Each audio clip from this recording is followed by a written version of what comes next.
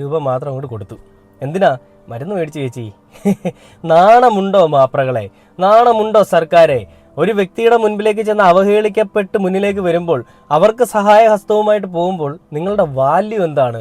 നിങ്ങളുടെ ഓഫീസുകളിൽ പലപ്പോഴായിട്ട് കയറി ഇറങ്ങിയിട്ടുള്ള ആളുകളാണ് ഇവരെല്ലാം. സുരേഷ് ഗോപി എന്ന് പറയുന്നൊരു മനുഷ്യൻ BJP-യിലുള്ളൊരു പ്രതിനിധിയാണെന്നുള്ളൊരു കാര്യം നമുക്ക് എല്ലാവർക്കും അറിയാം. അയാളൊരു സാധാരണ വ്യക്തിയായിരുന്ന സമയത്ത്, അല്ലെങ്കിൽ BJP-യിലൊന്നും പോകാത്ത സമയത്ത് നല്ലൊരു മനുഷ്യൻ തന്നെയായിരുന്നു. പക്ഷേ BJP-യിൽ കയറിയതിന് ശേഷം അദ്ദേഹത്തിന്റെ സ്വഭാവം മാറി എന്നുള്ള കാര്യം നമുക്കറിയാം. പക്ഷേ കമ്മ്യൂണിസ്റ്റ് ഇങ്ങനെ അധപ്പതിച്ച് പോകുന്ന ഒരു അവസ്ഥയിലേക്ക് പോകുന്നത് എത്ര വിഷമം, അല്ലെ എത്ര ബുദ്ധിമുട്ടുള്ളൊരു കാര്യമാണ്, എത്ര പുച്ഛമാണ് നിങ്ങളോട് ഞങ്ങൾക്ക് തോന്നുന്നത്.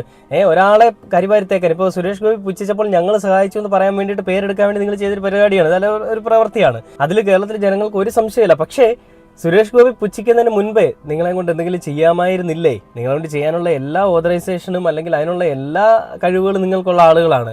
പക്ഷേ സുരേഷ് ഗോപി ചെയ്തപ്പോൾ ചെയ്തെങ്കിലല്ലേ പേര് കിട്ടൂ. പക്ഷേ ഈ പേരിൽ കൂടി